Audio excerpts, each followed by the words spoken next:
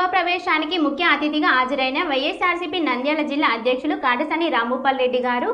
కర్నూలు నగరంలో summer storage సమీపంలో షాషీద్ school దగ్గర ఉన్న సందీప్ రెడ్డి గారి ఆహ్వానం మేరకు వారి నూతన గృహప్రవేశానికి ముఖ్య అతిథిగా వైఎస్ఆర్సీపీ నంద్యాల జిల్లా అధ్యక్షులు పాణ్యం మాజీ ఎమ్మెల్యే కాటసాని రాంభూపాల్ రెడ్డి గారు హాజరై పూజా కార్యక్రమంలో పాల్గొన్నారు.